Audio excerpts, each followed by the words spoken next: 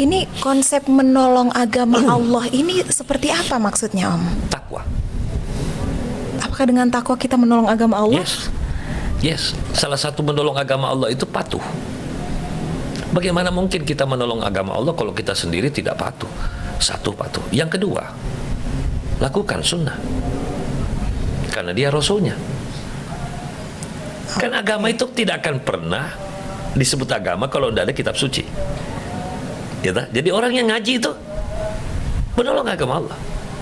Menolong agama Allah itu tidak semata kalau ada orang hina Islam terus kita tolong. Enggak. Tapi itu juga menolong agama Allah.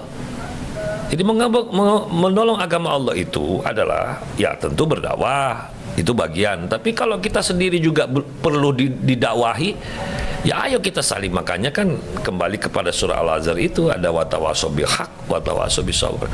Apa esensinya watawasau bil haq, watawasau bis sabr? Esensinya adalah kita saling menasihati, ya, nasihat menasihati untuk menegakkan kebenaran. Jadi ibarat sesuatu yang sudah mau jatuhin itu kan. Nah, watawasau bil haq itu ya ini. Gitu loh. Saling nasihat ini. Tapi ketika kita begini, kenapa ada watawasau bis sabr? Karena setiap kali kita mau begini ada saja ujiannya.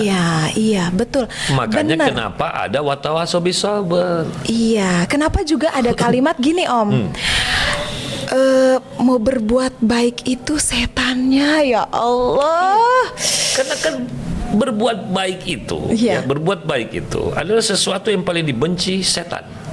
Iya, Om. Sama kita bikin acara seperti ini kan, kita memberi motivasi kepada saudara-saudara kita. Bukan kita ini sok pintar. Betul. Ya, tapi inilah ikhtiar. Betul. Ya, salah satu bentuk juga kita mau menolong agama Allah, menolong saudara-saudara kita untuk selalu dalam rangka watawasau bil haq, watawasau bis sabr. Nah, jangan kita pikir setan ini tidak menonton. Setan itu menonton.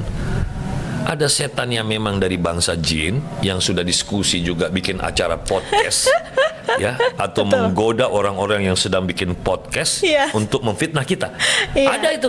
Nanti sebentar lagi akan ada tandingan, lalu kita dicaci maki, boleh jadi ada. Betul. Alah, so ustadz, so ini, apalagi tuh Mas Tia, wow, apalagi tuh Om Bagus, siapa sih dia? Siapa sih dia? Boleh-boleh saja, sah-sah saja. Jangankan sekelas Om, sekelas Rasul aja difitnah Tia. Betul. Jadi saya juga tidak mau menyalahkan mereka ya, karena sama dengan saya menyalahkan setan. Setan itu tidak perlu disalahkan. Kita tidak usah menyalahkan setan karena dia sudah salah. Gitu loh. Disebut menyalahkan itu kalau orang benar lalu kita salahkan, itu namanya menyalahkan. Kalau dia sudah salah, ngapain lagi kita mau menyalahkan? Itu tidak sama perlu. Kayak buang garam di laut. Lah iyalah, gitu lah, iyalah. Gak ada efeknya. Gitu. Benar. Buang-buang waktu kan? Iya, betul, Om. Dan keren banget sih, Om, kalimat Om tadi, sebelum engkau dibegal sama Allah, begal dulu diri sendiri. Iya, karena begini filosofinya ya, dalilnya di mana? Begini Tia. Kalau menurut Om, dalil itu tidak selamanya harus Al-Qur'an dan hadis. Bukan berarti Al-Qur'an dan hadis itu bukan dalil, bukan ya. Tolong kita kalau dengar acara motivasi seperti ini jangan sepotong-sepotong, ikuti ya. Jadi maksud ini, dalil itu kalau kita belajar kepada guru-guru kita, sebenarnya dalil itu faham artinya, faham aslinya itu apa sih? Bukti. Iya.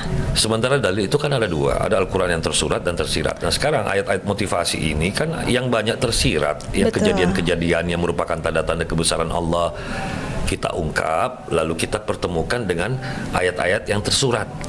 Istilahnya supaya kita ini tidak tidak bingung menafsirkan gitu loh. Nah, di dalam kehidupan kita sehari-hari seringkali kita menjumpai godaan-godaan seperti itu ya.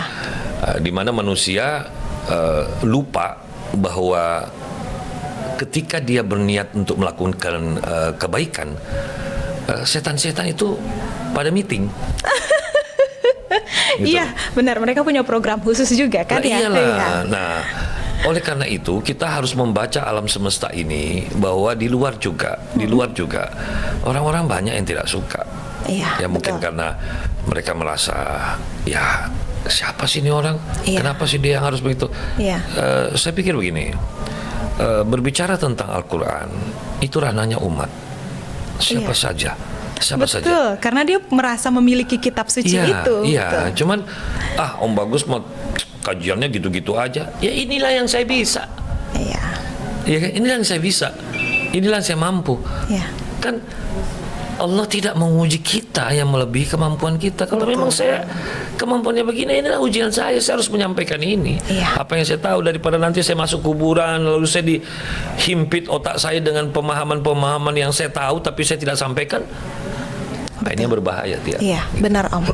Jadi memang poinnya adalah kita menolong agama Allah itu bukan berarti agama Allah ini butuh ditolong, tapi kita punya kewajiban untuk menegakkan kebenaran. Betul, gitu saya ya? setuju sekali apa yang disampaikan oleh ulama-ulama bahwa sampai tidak ada lagi manusia yang sholat di muka bumi ini, agama Allah itu tetap to be number one.